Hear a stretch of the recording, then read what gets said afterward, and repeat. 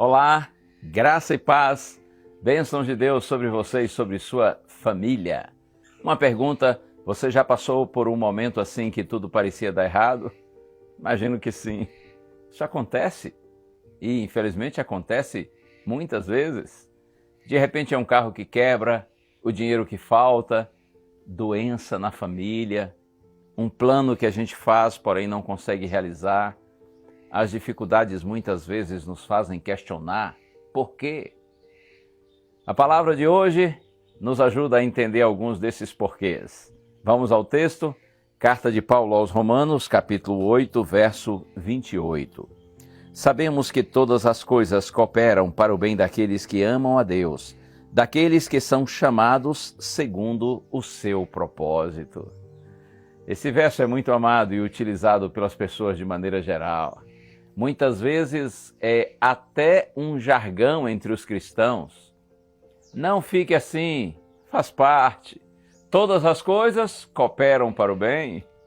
Se um indivíduo perde o emprego, se um jovem termina um namoro, ou se alguém precisa trancar a faculdade, existe sempre o lembrete. Romanos 8, 28, todas as coisas cooperam para o bem daqueles que amam a Deus. No entanto, muitos não entendem com profundidade essa mensagem de Paulo. Boa parte das pessoas usa enfaticamente só a primeira parte, todas as coisas cooperam para o bem. Mas o verso não termina assim.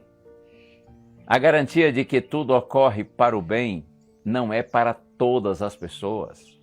A parte final do verso explica que é somente para aqueles que amam a Deus e são chamados de acordo com o seu propósito. Isso significa que se eu não amo a Deus e não vivo segundo a sua vontade, eu não usufruo dessa promessa. Amar a Deus é muito mais do que falar, é viver. Jesus afirma no Evangelho de João que se nós o amamos, nós guardamos os seus mandamentos, ou seja, nós vivemos em harmonia com a sua vontade. Não existe amor verdadeiro sem compromisso, sem obediência. E o que seria o propósito de Deus? Porque o texto diz assim: todas as coisas cooperam para o bem daqueles que amam a Deus, daqueles que são chamados segundo o seu propósito. O propósito do Criador é salvar a humanidade. Foi por esse propósito que Jesus foi enviado para morrer em nosso lugar. Ser chamado segundo esse propósito é viver como Jesus, servindo e trabalhando para resgatar os perdidos. Lembra da história de José, aquele moço de Canaã que viveu no Egito?